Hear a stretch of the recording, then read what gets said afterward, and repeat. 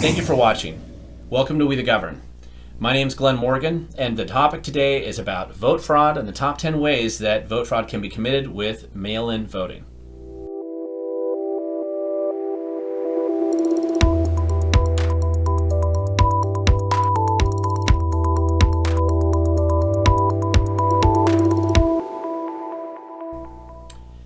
Okay, with 2020 elections being mostly over, but in the news all over the place today, we keep hearing stories about vote fraud, election integrity, voter transparency, all kinds of problems. There's court case, there's fights, there's close elections, and because of that, I thought that I would do an article, or basically a video, about what vote fraud would look like if you have mail-in ballots.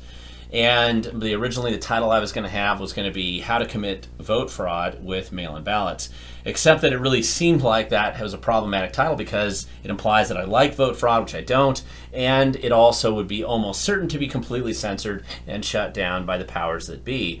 So I thought that it would be more appropriate to really approach this methodically and have it be the top 10 ways to commit vote fraud with mail-in ballots. Now, since I live in Washington State, and Washington State's been a mail-in ballot state for a long time, and we've been doing that in this state for decades, and we have everything including wide broadcast of the ballots to everybody in the state of Washington. We have a motor voter rule. We allow same-day voter registration. We allow ballots to come in long after Election Day, provided they were postmarked before the election and be counted. And the decision process, especially in close races, oftentimes drags out for weeks. Washington State has gone through just about everything with mail-in voting, and so it's not a bad place to start. So this is a top 10 list. Just for clarity's sake, I say vote fraud when I've kind of lumped under that title vote fraud, election fraud, voter integrity issues generally. So let me know what you think about this list. The first one, number 10. This is basically screwed up voter registration databases. If you have a poor registration database of voters, then that is kind of fundamental to the problems that we would see in any kind of a situation that would allow fraud to happen. By itself, that's not vote fraud. It may just be incompetence. However, it opens the door to potential vote fraud because it's kind of a foundational problem to have for more vote fraud to occur. We oftentimes think of these musty storage areas where all the voting records are kept, and that is sometimes what we think about with voter registration, but of course now it's all digital. But we are told that these digital records in Washington State are updated every 30 days. However, in a recent article that I wrote a couple weeks ago, clearly in the biggest county in Washington State in which 30% of the voters vote from, 6.7% of those voting records are problematic. There's something wrong. They could never get the mail there. They've moved. They don't exist. Whatever the problem is, the voting records, the voting record database is screwed up. And that problem isn't confined just to King County. Although I focused on it there because it's the biggest county, this is a problem. And the problem is when you don't have a good voting database, voting registration database, then you really just have a pile of garbage there, and it kind of stinks, and there's a lot of problems with it. And what that does is it opens you up to dumpster diving. People can go in there and take the garbage that you still have in your database and do something nefarious with it. They might find something that would allow them to commit vote fraud because of bad record keeping or bad records. And even if this may be only a sign of incompetence, what I've found is that a mountain of corruption can be concealed by an ocean of incompetence. So this is something that has to be fixed in any voting system, and especially in mail-in voting. Number 9. I see dead people voting. Now, this is something that has oftentimes been joked about. It's in the news a lot right now, once again, and that is, of course, that people who have died suddenly seem to be resurrected from the dead, and they come back to life, and they seem to vote predominantly in cities, oftentimes for Democrats. This has been a joke all around the country for decades.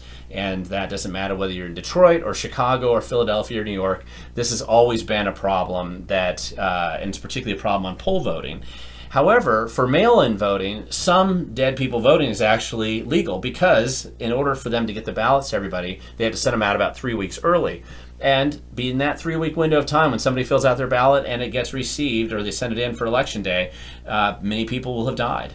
In a state the size of Washington, approximately every year about 60,000 people die, which means on a monthly basis that's about 5,000. And in that window of time in which people have ballots and they would send them in, you may see as many as a couple thousand people who have died, but they voted before they died. If you vote before you die, that's legal. If you somehow find a way to vote after you're dead, that is illegal. And when people are caught filling out a deceased person's ballot, that is a crime. It is a felony in Washington state, and you will get in trouble if they catch you. But the only way they can catch you is if they have good voting records and they realize that people have passed away. The next item on the list is number 8. Let's vote in every state. Now, this is basically something that has been completely illegal, but made a lot easier by mail-in voting. And it's made a lot easier because by sending out these ballots early, you could basically register to vote in multiple states at the same time, collect those ballots, and send them in. But it is illegal to travel all around the country or sit in one place and collect your mail as absentee ballots or mail-in voting goes, and have somebody else get it for you and then send it back in and then vote simultaneously. This happens every year. People do this every year. In 2017, the Washington State Secretary of State's office caught 74 people doing that in Washington State, and they were multiple state voting, and they sent the list of those people to local prosecutors. The problem is that local prosecutors in Washington State did nothing about it. Sure, they might have given them a wrist slap. Maybe they made them cancel their voter registration in other states, but even though it's a felony, it's a Class C felony, and they could be fined quite a bit of money, nothing really happened to most of these people, and so there's really no disincentive for doing this, and mail-in voting makes it really easy. So this is a serious problem, particularly with mail-in voting, and it's something we need to stop. Now, number 7, why only vote once when you can vote multiple times? This is particularly a problem with mail-in voting because you have the potential to collect a lot of ballots all at once. One person, nobody will see you. You happen to get them all. And all you would have to do is basically have slight differentiations in your name or your birth date or going to a different address, or because we have a motor voter rule, every time you get a driver's license, you'll get a new voter registration, it looks like. And so now you're collecting these and you're able to fill them all out and send them in. If there's a unique voter ID on each one of those ballots, everyone will be counted, even though it's just one person voting for all of them. So this is a problem fairly unique to mail-in voting.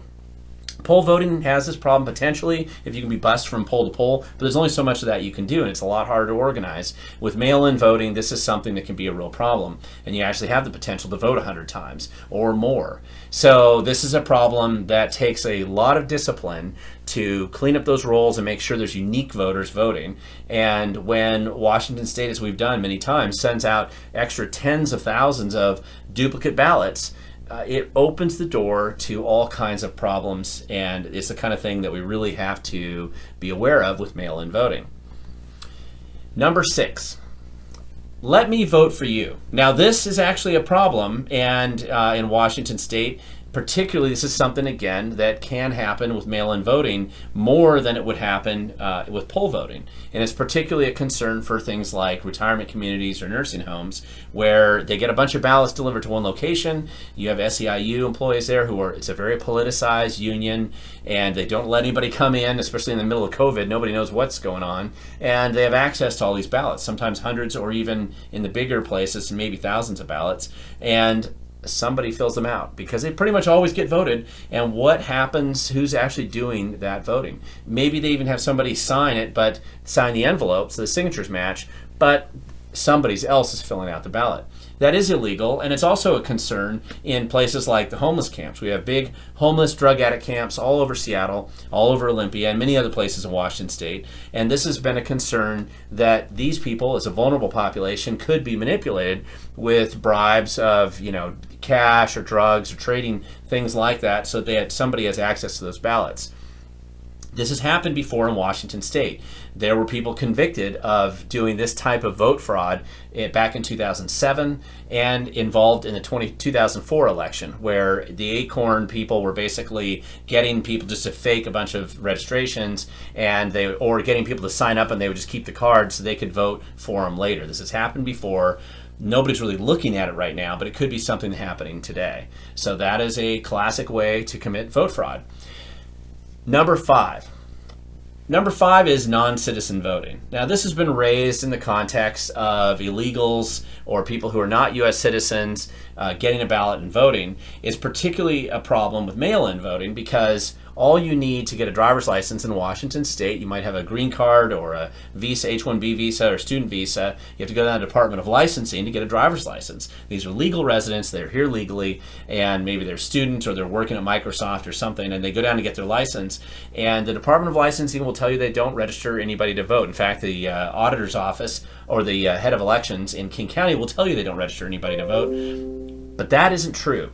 They do register people to vote. It happens all the time. I've had many people this year who are not U.S. citizens show me their ballots and tell me that they didn't try to vote. They know they aren't supposed to vote, but they got ballots anyway. And oftentimes it can be intimidating. If you're not a U.S. citizen, you get a document from the government, you think you have to fill it out, you send it in. And this is a real problem. Part of this is because the Department of Licensing has gone entirely rogue. They frequently violate federal law on a regular basis. They had fired the former head of the Department of Licensing, and it's just become this rogue operation that registers people willy-nilly to vote all the time. That includes a lot of people who are not U.S. citizens. So this is a problem. Number 4. Number 4 is sometimes called dump the chump. Basically, it's about getting ballots and making sure that they're thrown away. So it's about either making sure the ballots don't get to the people who want to vote or who you don't want to vote maybe, or it's about getting those ballots and making sure they never get to the auditor's office or wherever they're going to be counted. This is a concern because in mail-in voting, you lose custody of your ballot the minute you put it in that box or the minute you put it in the mail. You don't really know what happens. The chain of custody is lost. You're trusting that that U.S. postal worker is honest or that somebody else can't intercept that ballot and just basically throw it away. Now, you can check online to see if you actually got those, if your ballot was counted. That's an option for you. But most of the time, most people don't do that. And so they would never know. They would send in the ballot, they would think they voted, and as it turns out, it could be gone. So this is a real problem. It's particularly a problem with mail-in voting, and it's one of those issues that it's really a chain of custody question more than anything else. We've continually had problems recently of concerns that there may be some nefarious activity that happens at times, and nobody really looks for it. They either want to deny it, pretend like it doesn't happen, and very rarely does anybody get prosecuted even when something happens. Again, an ocean of corruption hides, or an ocean of incompetence can hide a mountain of corruption. So, number 3. This is called Ghosts in the Machine, but basically it's a number of different issues all interlinked together, and it really has to do with potential fraud occurring in the election system, in the electronics in one way or another, either in the tabulation machines or in some other way that hacking or some other way of basically coming in and impacting the vote count. And because people have lost chain of custody, things are not tracked by precinct level as well anymore, and all kinds of other issues. Some of it's just the security by obscurity approach that elections have had lately. It really adds a lot of confusion. You get all these ballots that get dumped out. There's nobody really paying that as much attention as they should be. And then this theory of a rogue thumb drive that could be inserted in and change the election results. Now, there is a way to verify if this is happening or not, which is basically doing a manual recount. That's what this photo is here, is of a picture of lots of people, and that's what a manual recount in large volume is. You have to get a ton of people in a room with lots of ballots and observers walking all around, making sure you're counting them correctly. And that's about the only way you're going to audit whether there's some kind of problem with the ghost in the machine. Recently in our state, the Republicans and the Democrats have agreed to go and do some manual recounts around the state to verify that there's nothing like this going on. But it is a concern, and it's considered a fairly significant way to commit vote fraud. Now, number 2.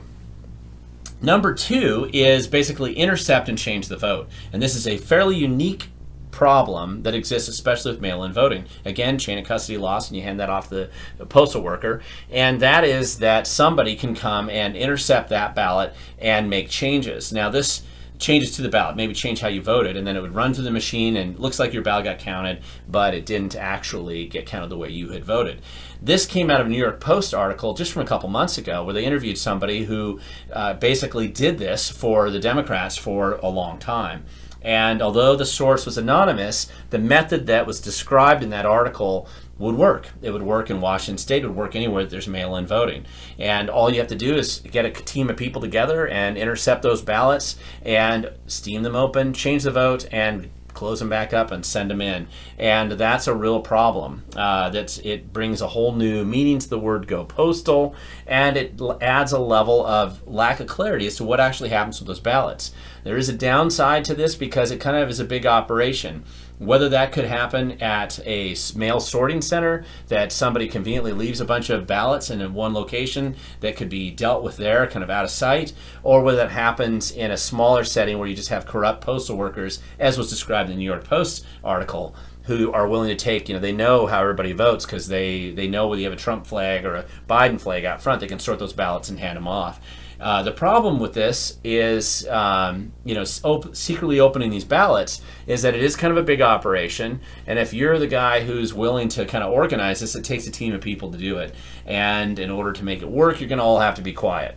Now, for people for whom politics is their religion and they're willing to destroy police stations, break windows, assault people, this may not seem like too much of a bridge to cross, but it is something that would require everybody to be on the same page. Number one, ghost voters. This is a problem that exists particularly in mail-in voting. It is not fake news. This does happen. We have caught and people have been caught doing this in Washington State in the past, and that is where they come out and they set up fake voters that don't really exist. And you would catch this sometimes if you've ever doorbelled in cities in Washington State. You go to a burned out hulk of a building that's been burned out for years, and yet somehow there's 8 people registered to vote there. That is probably an indication that something's not right. Or if you go to the park and you wonder why there's 25 people registered to vote at that park. How do they get that mail, and are they really registered to vote there? And another way would be going to a small little tiny house and find there's 60 people there with the same name or very similar names, and somehow they're all registered to vote there.